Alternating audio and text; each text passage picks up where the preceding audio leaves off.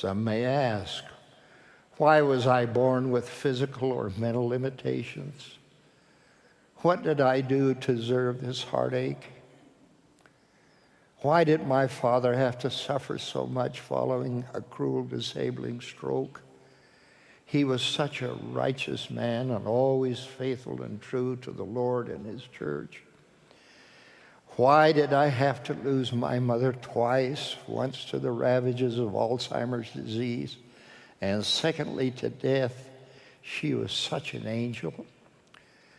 Why did the Lord let our little baby girl die? She was so precious, and we loved her so much.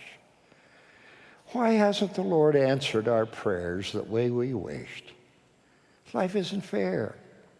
We know some people who have done some very bad things, and yet they seem to have everything they want or need.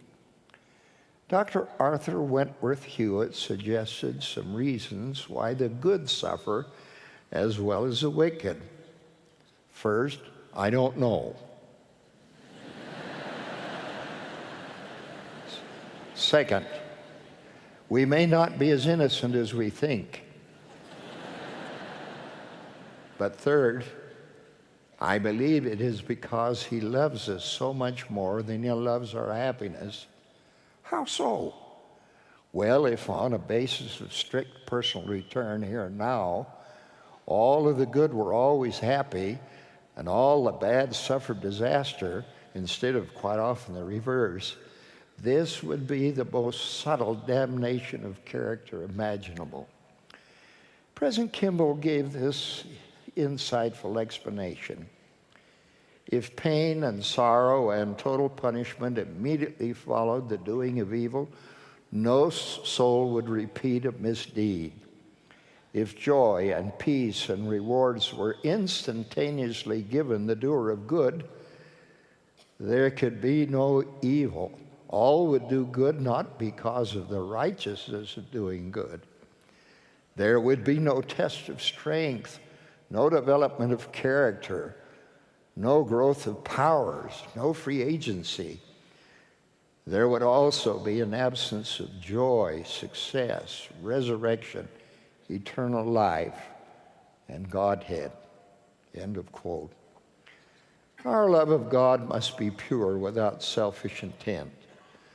The pure love of Christ must be the motive in our devotion. Now, all this suffering might indeed be unfair if everything ended in this life, but it doesn't. Life is not like a one-act play. It has 3 acts. We had a past act when we were in the pre-mortal existence, and now we have a present act, which is mortality. And we will have a future act when we return to God. As Jesus promised, in my Father's house are many mansions. We were sent into mortality to be tested and tried.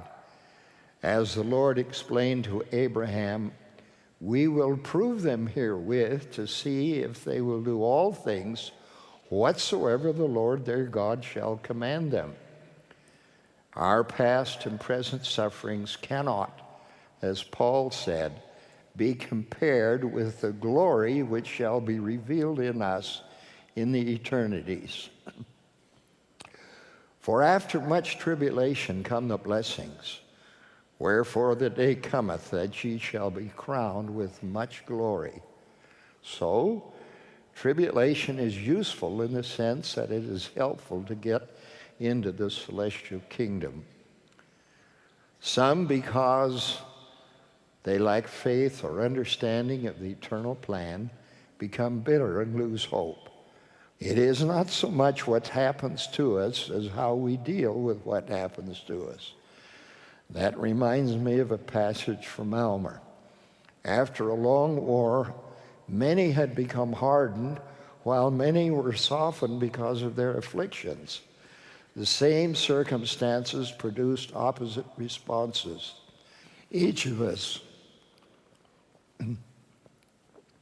needs to have our own storehouse of faith to help us rise above the troubles that are part of this mortal probation.